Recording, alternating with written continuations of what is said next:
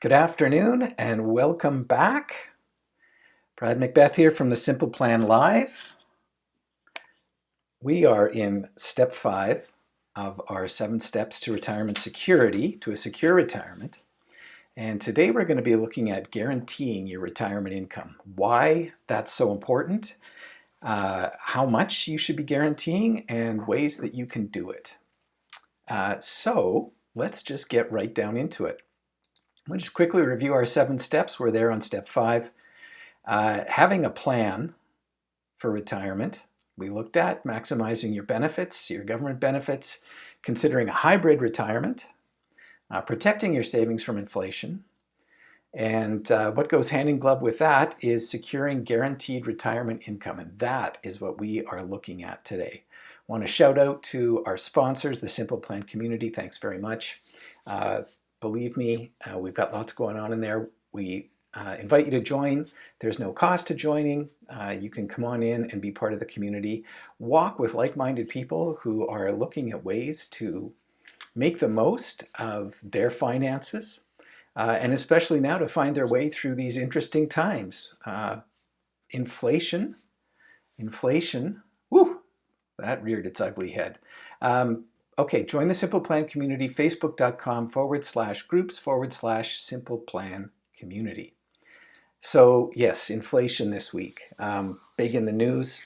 Canadian figures came out for May. Inflation now running at 7.7% annually. That means the real cost of goods is doubling about every 9 years. That's about it. Or to put it another way, it means the amount you're able to purchase is being reduced by 50% every 9 years.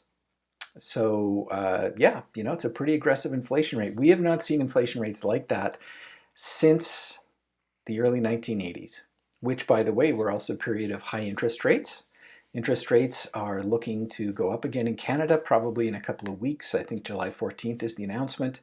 I'm betting it's going to be another 75 basis points, or 3/4 of a percentage point, which for the 25 or whatever that number is, I think it's in that neighborhood, percent of people with variable rate residential mortgages. Of course, that has an immediate impact.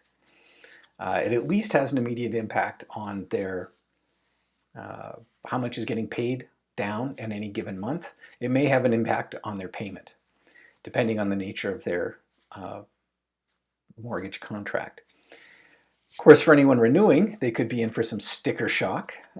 Interest rates are looking pretty ugly on mortgages right now, and going to get worse. So in the face of that exciting and cheery news, what does that mean for our retirement planning? Well, it means that we really need to be figuring out how we're going to plan for a secure retirement. By the way, you can stay in touch with us as to what we've got going on. Go to go.getthesimpleplan.com/subscribe to subscribe to our weekly update. You're going to get updated constantly on everything that we have got going on. All right, so let's dig down into today's tools.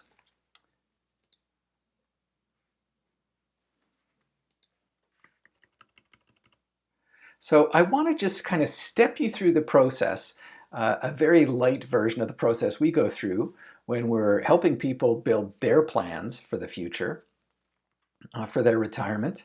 And we are dealing more and more with folks who are in retirement who are looking for how they're going to get their retirement income sorted out. And I want to remind you of one of the key, I think it might even be number one, if you remember the 7 steps of highly effective people, which were actually pretty good. One of the steps, and I think it may have been the first one, is begin with the end in mind. And that is just so important in making your retirement plans. You might be 25, you might be 30 or 35, and you're a long way away from retirement.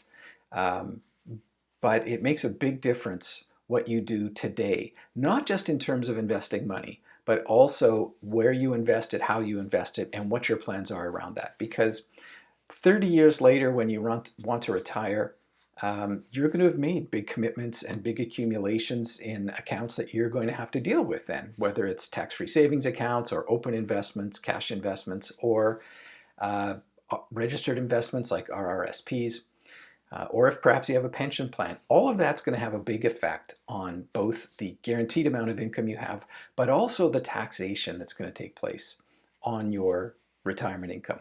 Those decisions are getting made upfront when we commit to a course of accumulating in retirement, but far too few people are thinking about it that way. And primarily they're not thinking about it because they're not doing step one. They don't actually have a real plan. And that's a real shame on the investment industry, the investment advice industry, which I'm a part of. All of the people I work with have plans because that's the only way we work with people, is we build plans. Without a plan, it's impossible to know exactly what you should be doing and why you're doing it. But I have yet to come across a new client, who, when I ask them, do you have a financial plan, has ever been able to actually produce a written long-term financial plan. I don't know why that is. I don't know why other advisors, well, they're not really advisors. They're just salespeople. They're flogging product. And that's to their shame. That's not what they should be doing. If they have any kinds of certifications, they're not supposed to operate that way. But unfortunately, that's how a lot of it's going. Anyway, you have to have a plan. So if you want to begin with the end in mind, you begin with a plan, and in that plan, you begin with the end in mind. You put on paper where you're trying to get to, and then you chart the course of all the different actions you're going to take to get there. Okay, so let's flip over to, all right, this is one of the tools that we use. It's just going to give you kind of a brief idea. So we'll just make up a client. I'm going to keep things very simple just for these illustrations because it gets fairly complex if we do it what I would call the standard way. Because the standard way is we're often dealing with two people, and so we're dealing with John and Jane client. But it makes for much more complexity in the plan, which is great. That's what we do. But just to provide some illustration today, we want to keep it straightforward. So let's say, let's put John right on the cusp, right into retirement here. And we'll say he's retired. And we'll put John in Ontario. Boom. Let's get started. All right. So he's retired. We'll just say he has no employment income, though maybe from what we talked about last week from hybrid retirement, maybe he's got 10 grand a year in employment income or something like that. So we've got a retirement age of 65. We're going to add some accounts here. So let's say he's got 150,000. Let's make it 100,000 in the tax-free savings account.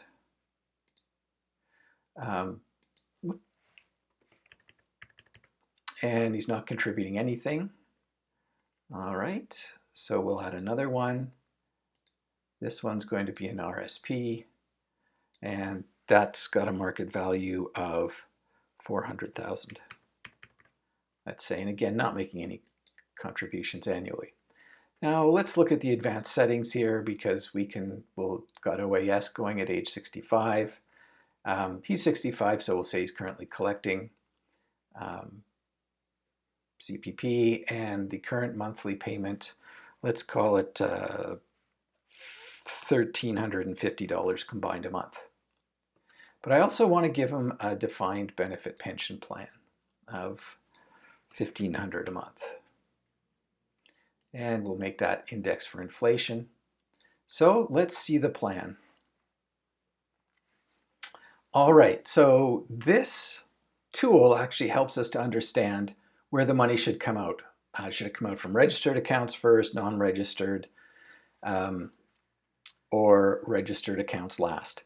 So in this case, you'll see that the winning strategy, that is the maximum, the optimized amount, is taking money from the registered accounts first.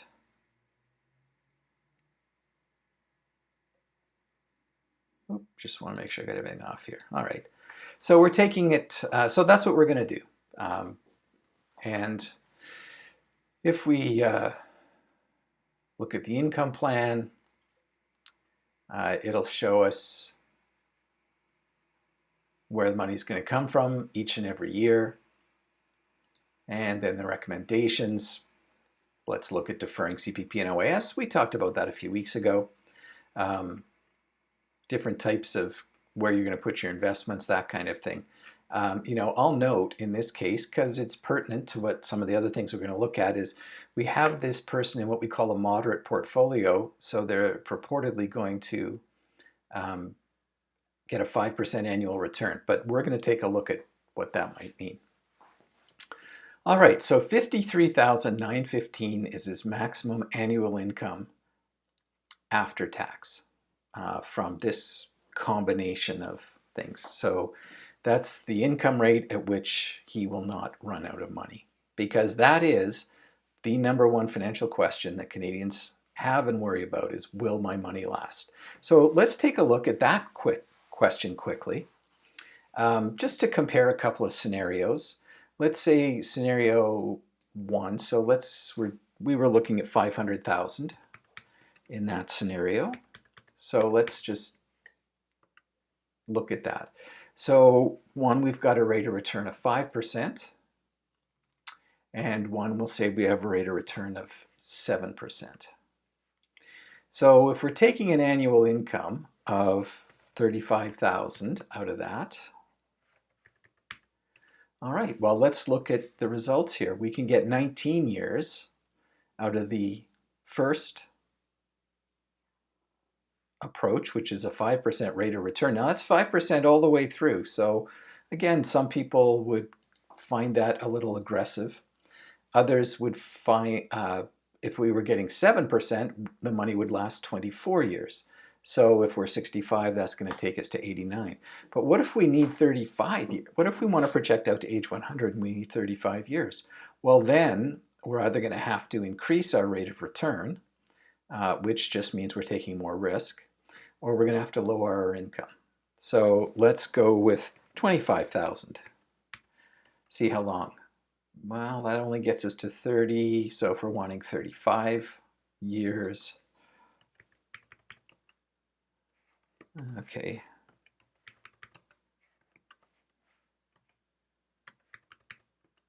All right, so it's going to be about 23,500. Whoop. Sorry, 24,500. Oh, no.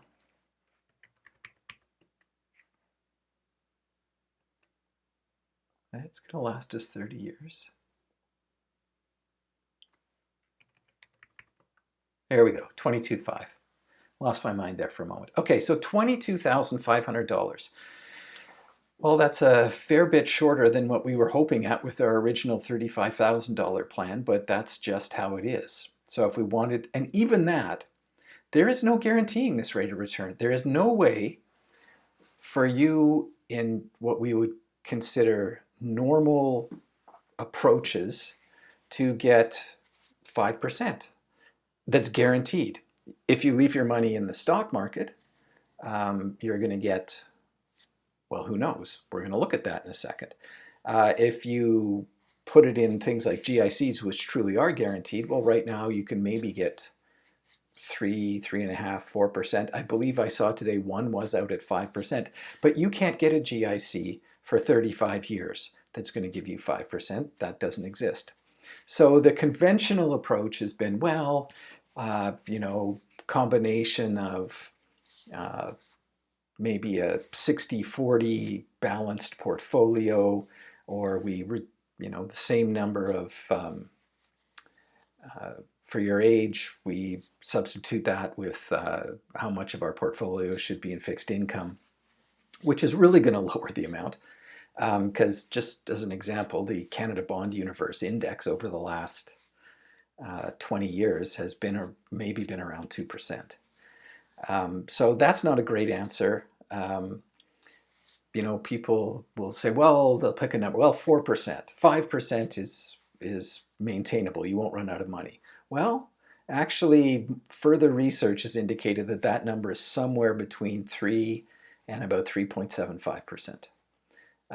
That would mean out of $500,000, if you were down at 3%, you could only take $15,000 a year. 3.5, you'd be at 17,500. So these things don't seem like they're really going to give us the answer. All right, so let's just pause for a moment and ask ourselves, what is it that we're seeking? What are we trying to accomplish? Well, we need to have guaranteed income in order to have a peaceful, comfortable retirement, because without that, we are going to have concerns about whether we're going to run out of money. So Tom Hagna, who is one of the kind of leading experts in the world on retirement income, talks about having paychecks and playchecks. And I talked about this a little bit before, but your paycheck, because that's how most of us have lived, is with a paycheck. So we're going to need to continue to receive a paycheck. It's just not going to come from an employer. So your paycheck that's going to fund your retirement, at least the baseline of your retirement, needs to be enough. You're getting enough guaranteed income coming in so that you can cover your basic expenses. So that's, food, shelter, which if you own your house outright, you still have to pay property taxes, maintain your property, pay your utility bills, your water bills, all that stuff. And, some money for a basic level of living. You must make sure that that is guaranteed. Now, of course, you already have guaranteed sources of income. You have your Canada pension plan. You have your old age security, which is mostly guaranteed, unless you're into a higher income bracket, in which case some of it may get clawed back. And they may play around with that in the future.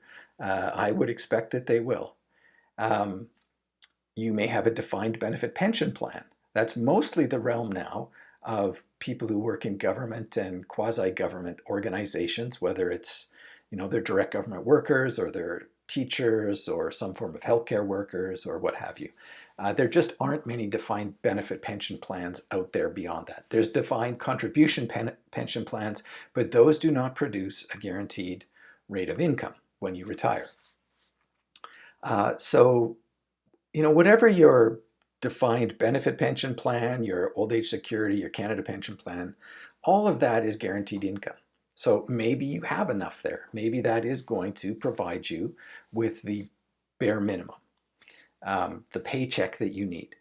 But you also want to have what Tom Hagna calls play checks, which is regular income coming in that's going to allow you to enjoy your retirement, to do the things you want to do in retirement, whether it's to travel or to go on missions trips or play golf or be involved in any hobbies or give charitably or whatever that is. So that's just another level of income that you might want to try to guarantee. And so when we're looking at this, let me show you another reason why this idea of paychecks and playchecks and guaranteed forms of income is so important. So let's, for a moment, look at, we've got our nest egg accumulated. And if you want to know how much you need to accumulate, you can use this calculator. We've looked at it before, which is the capital required for income calculator. So let me put these, I'm going to put these two calculators in the notes. So if you want to go and look at these yourself, you can. The first we looked at was how long will the money last? So I'm going to put that, it'll be in the comments. That's the one we just looked at. And then this second one,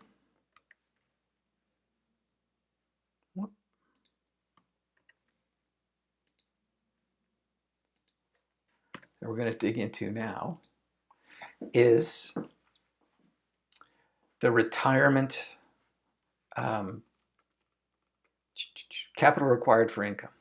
Okay, so in this one, we're trying to figure out, well, how much after-tax income? Remember we talked before, that's the key number. What is your after-tax spending money? What is your after-tax income? So, let's say we've got an after-tax income we're looking at of 50,000, right? So we've got, let's crank this up a bit here. There we go. Okay, and we want to index. What does that mean? Well, that is going to keep up with inflation. Again, inflation right now running at 7.7%. Very exciting. Over a long period of time, it is typically run at about 3.75% over a long period of time in Canada. Conventional wisdom seems to think that we're going to go back to lower interest rates. And so I am simply putting it in at 2.5%. But that is an area of risk. We don't know exactly what our rate of inflation is going to be. But we at least want to account for some of it. So that 2.5%. And again, 35 years, we're retiring at age 65. I think we need to be projecting out at least to age 100 now. And we're going to choose to deplete the capital at the end of 35 years. And I'm going to talk about that another time in a whole other topic about how you might want to be planning for leaving your legacy for your estate. Okay, so again, now there's this rate of return conundrum again. All right, so post-retirement, we're going to be somewhat conservative. I'm going to put this at 5%. I think there's different choices you could make. Arguments can be made for a little more, a little less, but I'll put it at 5. And I'm saying that our income is coming 5% from interest, 35% from dividends in our portfolio, and 60% from capital gains. Actually, you know what? That's not how that's going to go. It's probably going to be more like this. It's probably going to be more like 40%. Again, this is conventional. I think there's better ways to do this, but this would be the conventional approach. And then we've got, let's say 20% coming from dividends, 40% from capital gains. All right, so what does that tell us we need? Well, that's telling us we need $1.3 million. All right, so for the sake of comparison, I'm going to lower that a bit. So let's go down to 45. Well, even that doesn't help us that much.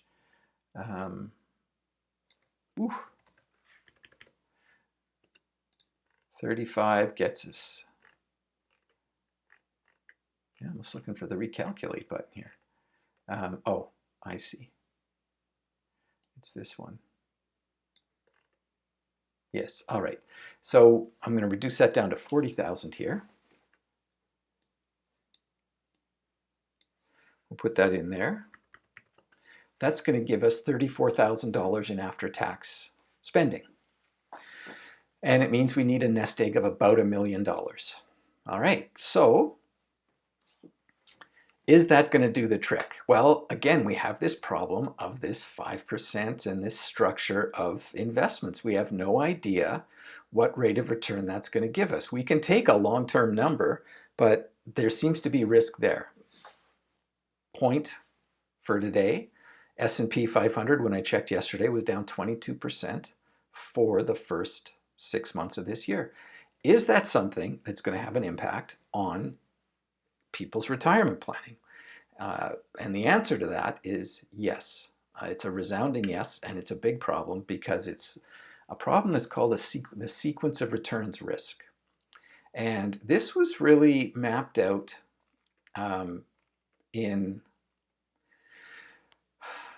it's not that this research hasn't been around, but 2008, this is when it really came to the fore, when people really began to pay attention to this problem.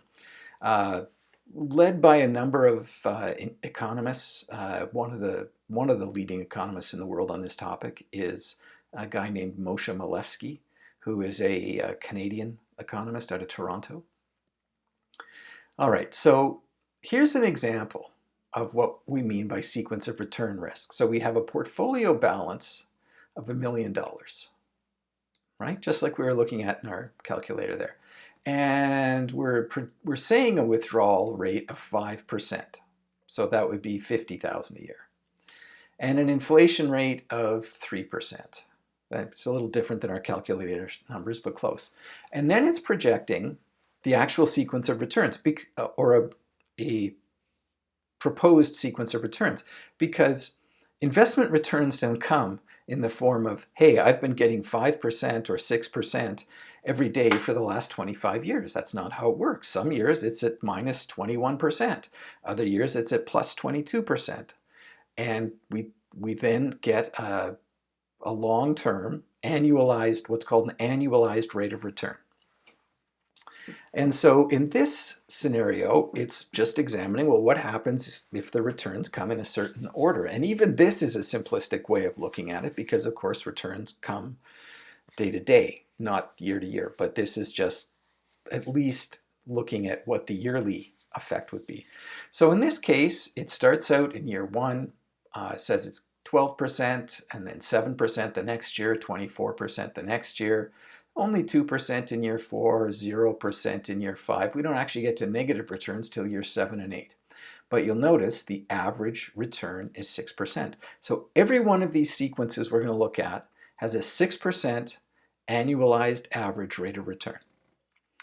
Okay, so how does that play out? Well, we see what's going on here. You can see the withdrawals are happening every year.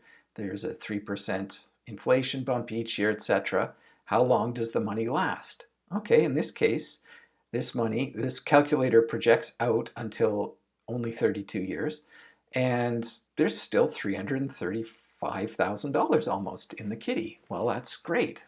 That's only a 6% rate of return, but with very strong returns in these first few years, 12, 7, 24. All right, so let's look at another example. This is an unlucky example. Okay, in this one, the first couple of years start out positive still. Oh no, they don't. They start out minus 18 and minus 10, and then they get strong, plus 10, plus 20, plus 30, 6, plus 11. But again, this averages out. The average annualized rate of return here is 6%. But look what happens. We've run out of money in year 21. Okay, so actually we ran out of money in year 20. It looks like, yes, we ran out of money in year 20. So, but how can that be? We got the 6% rate of return. Well, it's because the returns were lousy at the beginning, and that has a profound effect. Do we understand why that is? Well, it is because we've depleted our war chest so much at the beginning by drawing down while the portfolio was down. So we've had to sell off a higher percentage of our portfolio in the first few years in order to keep the income level, to meet our withdrawal amount requirements. And so this portfolio was exhausted in less than 20 years. Whereas in our other example, same rate of return, it had $335,000 left after 32 years. So here's the thing. We know that this number, the average annual rate of return, which is what we talk about when we're accumulating, when we're investing. So I got 6% last year, I'm getting 14% this year. That's all average annualized rate of return talk. It doesn't matter what that average annualized rate of return is for investments or portfolios or anything else, or for the market. Once you retire, when you retire, all that matters is what's happening exactly in your portfolio day to day, month to month, and year to year. This is why guaranteed income is so important, because if you don't guarantee income, you're now vulnerable to sequence of returns risk, and it is a very painful risk. Now, of course, all of this risk is underlied by the fact that we don't know how long we're going to live. So people say, oh, well, I'll just project out to my average age. Well, the average age, as it's referred to, really means the median age. And so median age for a 65-year-old male in Canada, median life expectancy is to about age 86 if you've reached 65 years old. Well, that means half the people die by the time they reach age 86, but it means half the people live past age 86. So if you've exhausted your money, how are you going to live after age 86? It's pretty hard to go back to work. So again, we want to have that guaranteed income. so that we don't have to worry about this stuff. Because it gives us two things. It frees us from worrying about what's going to happen.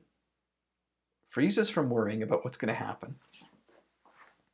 But at the same time, it frees us up to spend, because now we know that we have the money that we need in order to spend, and we can spend it. We don't have to save it just in case. We know that we're free to spend. All right, so again, we've got our two sequences. Outcome 1, where with the sequence the market returns 12, 7, 24 in the first 3 years. That money is going to continue to last to age 30. At age 97, there's still lots of money left. Whereas just in outcome 2, the first couple of years are lousy, minus 18, minus 10. And then they get strong, but we're out of money in year 20. All right, so this is sequence of returns. It seems like a difficult topic on its own, but it's important to understand it. Now, just to go back, that calculator I just showed you isn't really that accessible for you, but this one was. So you can give that a look, see how that works for you. And here's the other one, the income calculator.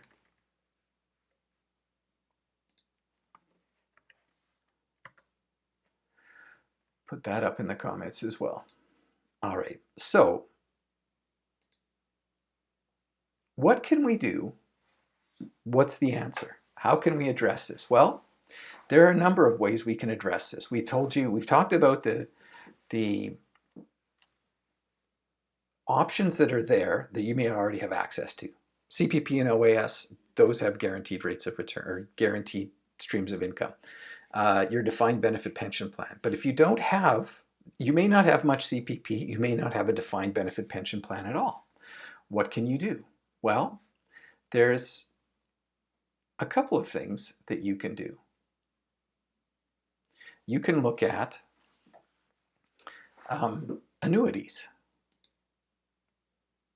And, many people go, well, what's an annuity? Well, let's just pull that up and take a look at it. So an annuity,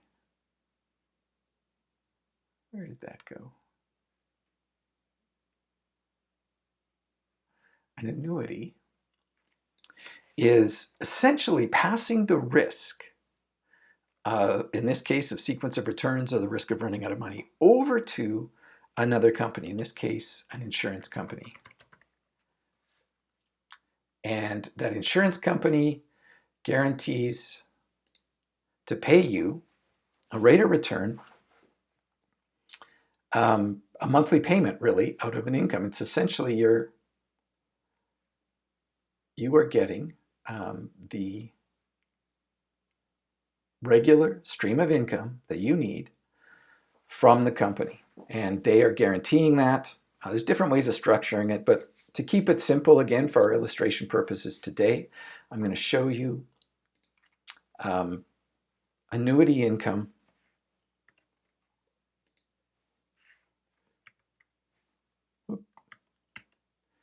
Annuity income that single life. So it's just a single person. Now, it's a life insurance product. Or it's at least offered, it is kind of a life insurance product. It's offered by life insurance companies. And so it's also based on how long they anticipate you're going to live. Now, of course, they don't know how long you're going to live or I'm going to live. But if, for example, they had 100 ewes, they could tell you with great accuracy exactly how many ewes were going to die in any given year out of that 100. Okay, so again, let's say we're age 65, and we'll go with our $500,000. And say we have a growth rate that we expect that much. So here's what they say that we could get from a $500,000 annuity. Now, these are tied to rates, interest rates, and so with interest rates going up, annuity payments are going to go up, but they're going to take a while. It'll go slow. Okay, so your annual, this is an RBC calculator. Now, I haven't even looked at who's got the best rates going right now. These rates vary among all these providers. I just use their calculator because it's easiest to show for our presentation today. There may be providers that are providing a better benefit than that, and I'm sure there are some providing a lesser benefit. So what's being said here is out of your $500,000, you could get an annual payout for your life, guaranteed to pay out for the rest of your life, of $29,365.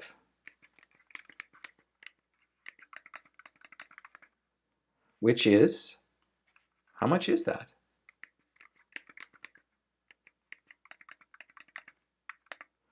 That's 5.87%. Now you've got your guaranteed stream of income. Well, how can they afford to do that? Well, there's a number of things, because they give you back, they're going to give you three things, one of which only the insurance companies can give you. The first thing they're going to do is they're going to give you back all the money you put in. The second thing they're going to do is they're going to give you back the growth on that money, because they're going to take that money and invest it, and they're very effective at investing it. So that's your second. But there's this third channel of money, this third stream of money that only the insurance company can get you. The banks can't get it. Your credit union can't get it. The stock market can't get it. Only the insurance companies can get it. And it's called, you can call it a longevity pool. It's essentially that money that comes from the insurance, from the people who die early. So they've put their money in, and that money gets distributed out to the survivors. So it's effectively everybody's pooling their money together through the insurance company, managing the risk, and ensuring that everyone has that lifetime stream of income. So you're getting these longevity benefits, these longevity bonuses, and the insurance company can give those to you, one, because that's the business they're in, but it's because they're on both sides of it. Because, of course, they're also on the other side of it in that they're selling life insurance policies, where if people, so with life insurance, if people die sooner, it costs the insurance company money. But with annuities, if people die sooner, it saves the insurance company money. So they've got these longevity credits, and they're able to pool them together or manage them, both sides of the equation. They don't pool them together, but they manage both sides of the equation. And so they're able to ensure that you have a guaranteed stream of income from doing this. So we go back and look at this. We go, well, conventional investing would say, oh, well, you can take 4%, or some will even say you can take 5%. Well, you can't, because actually what the real research is showing now is that you really can only take about 3 to 3.75%, as I mentioned. But this annuity company here is going to give you 5.87% for the rest of your life. Now, there are some things that people find concerning about annuities, and we're going to do a whole show on annuities where we'll talk about that. They'll say things like, well, I don't like to give up control of my capital. I like to have liquidity. Well, the thing is, liquidity is a lifetime event. You have to have liquidity for the rest of your life, not just for today and tomorrow and the next day. So you may think that you're maintaining liquidity by kind of hoarding your money and managing it yourself. The problem is you're also going to deplete that money. Now, by no means would I, in most cases, say, oh, you should put all your money into things like annuities. It's, again, to provide you the guaranteed level, the guaranteed stream of income that you need to fund the core of your retirement. The real question is, it's really twofold. It's like, What do you need your money to do? That's the first question. And what you need your money to do is to pay your rent or mortgage. Hopefully you don't have a mortgage, but maybe you do, or your rent if you're renting. You need to be able to pay the bills for managing your household, so utility bills, home maintenance if you own your house, property taxes if you own your house, all the necessities of daily living, food, clothing, anything else, walking around money, operating your vehicle or other forms of transportation. Of course, you need to have a plan for long-term medical care, which we're going to talk about next week. All of those things are in the core that you need to have guaranteed income for, which an annuity may well be a good answer, or maybe not. It depends on your situation, but it's certainly an answer and could be a very effective answer for many, many people. But by no means would I say put all of your capital into an annuity, because yes, you're going to want to maintain some liquidity so that you can manage things going forward. All right, so let's look at one more form of income. There's one I'll just mention that's really more suited to people who are business owners, called an individual pension plan, which is really just another form of annuity in the long run, but the accumulation side of it is different, and it's for individuals. And it leads to a big lump sum at the end, and probably annuitizing is usually the best option there. But the individual pension plan can be a great plan, but again, for people who own a business generally, professionals especially, doctors, lawyers, realtors, financial advisors, that kind of thing. But very good for many people who own a business because of the way that it dovetails and fits in to the personal corporation structure of owning a business. We'll do a show on that someday, but I'm not going to talk about it here. It is just an alternative for that group. Now, one more option is to use life insurance.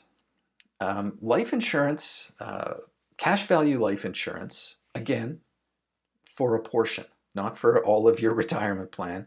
Let me say that an insurance policy is not the best place to put all of your investments, but there can be a couple of very compelling reasons for it to be a good place to put some of your investments.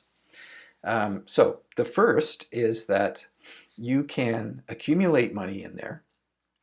You can get access to that money in retirement, tax-free, and then have the plan pay out tax-free at the end of your life.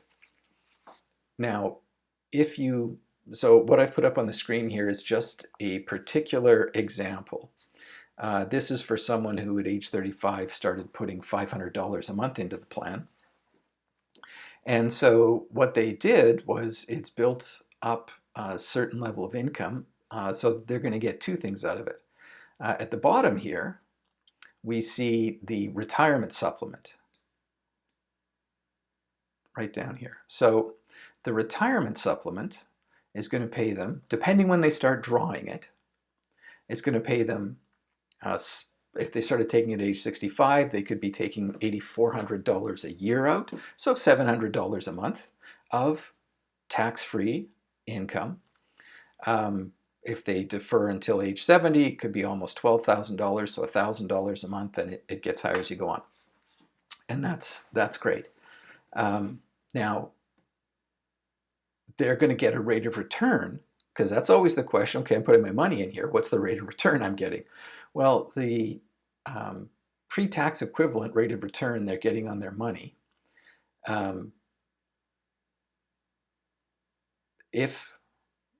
when this pays out at life expectancy, so let's say age 89, the pre-tax equivalent they're getting is 9.29%. They're actually getting 4.32%, but to get that in a taxable venture, like an RSP, for example, they would have to be getting 9.29%.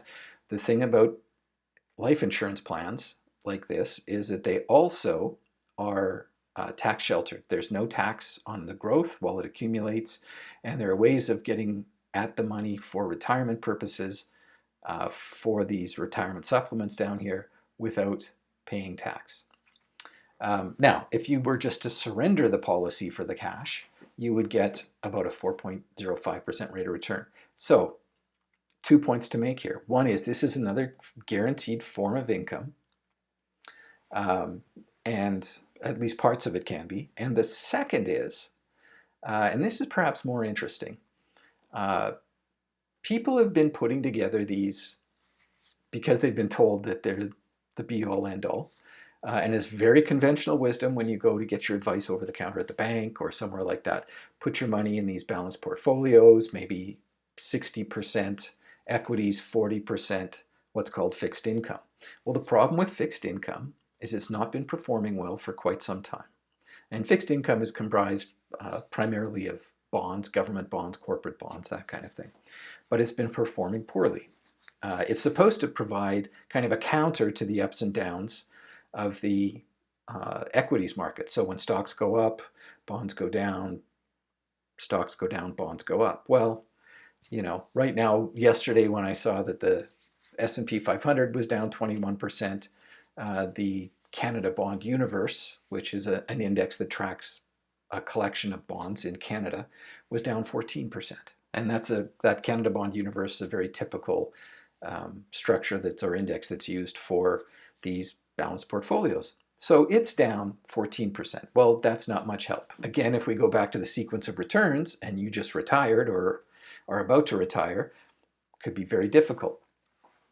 So, well, what if we could look at a vehicle like this instead that's been getting returns in the realm of 5, 6, 7% year over year over year for decades on the cash value inside these policies?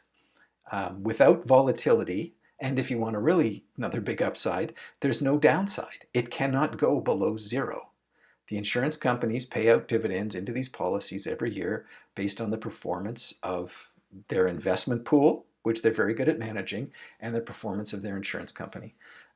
Some of them, even if you hold these policies in a mutual company, then you actually are an owner. It's like kind of like a credit union version of an insurance company. So this is another alternative for getting some guaranteed income, but also where it's not guaranteed, some very, let's say, income with a very, very strong track record over long periods of time. Now, again, not the place to put all your money, not the single answer for everything, but another alternative of where to put your money. So, where are we at? Oh, danger of inflation, that was last week. So where are we at? Well,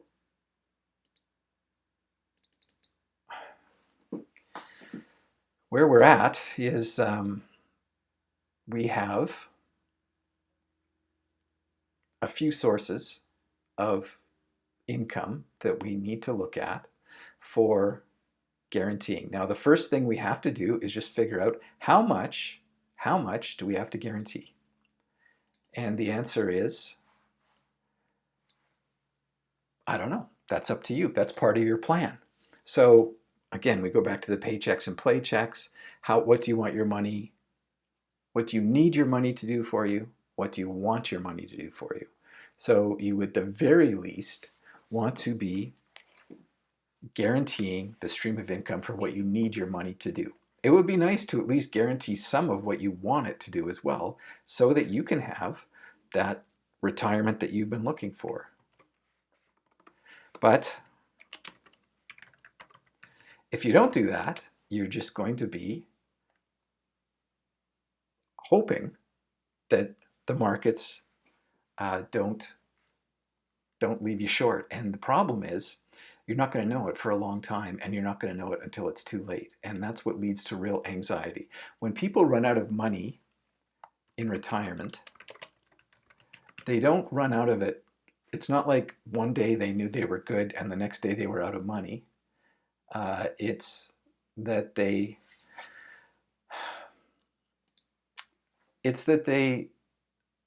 worried for years and years before they ran out of money. And that's not the anxiety you want to be living with. So we put plans together, going back to our planning. You start with the plan and you make, they are commitments, right? Now, it's not that they can't be reversed or that you can't change your mind down the road, but you want to start out as you intend to go. You want to begin with the end in mind. And once you've got that plan in place, you just keep executing on it and reviewing it year after year after year. If you don't do that, you're hoping returns are going to go well now, you're hoping returns are going to go well later. And we've been through a long period of fairly high investment market returns, but now, and of very low inflation and of very low interest rates. But now we have a lot of turmoil, and it's important that we be thinking about, not because of the times, this is just a cycle. This was always going to happen. But because now maybe we're finally thinking, well, maybe markets don't always go up every year, and they don't. And maybe interest rates aren't always going to be at the lowest they've ever been in history, and they won't be. And maybe inflation isn't going to stay well below 2% forever, and it isn't. So all we have to do now is make a plan. All right, so I want to encourage you again, thanks to our sponsor, come join us in the Simple Plan community, facebook.com/groups/Simple Plan community. You can subscribe to our newsletter as well, go.getthesimpleplan.com/subscribe. And one other thing, if you would like to talk about some of this, not take action, not, just have a conversation to find out, get a little bit more information about what we're talking about, get to know each other a little, see if there's some ways in which we could help you, or at least maybe we can even just point you in some directions, because what we do doesn't fit everybody, but we can help you know where to look for someone that could help you if we're not the right fit. So if you just want to have a conversation, you have some questions, book a time that suits your schedule at go.getthesimpleplan.com/calendar-new, and we'll sit down, we'll have a 15-minute chat. There's no obligation, there's no cost. Whatever you want, we'll talk about it. Look forward to sitting down with people as we have been over the weeks now. All right, so thank you very much. It's been great. I really enjoyed doing this. This is step 5. We've still got 2 more steps to get through. And then we're going to kind of have a wrap-up week after that to summarize and look at some action steps you can take. So thanks very much, Brad Macbeth, again, for the Simple Plan Live. Next week, let's go back to our list. Next week, we're going to be looking at planning for long-term medical costs. Many people think the government will take care of them. Don't be fooled. That's not going to work out well for you if that's how you end up. The government will do something, but I assure you it's not what you want them to do. And I don't mean that in a really sinister way. I just mean it's not going to be pleasant or comfortable. So that's it for today. We'll see you next week. Thanks very much. Brad Macbeth from the Simple Plan Live.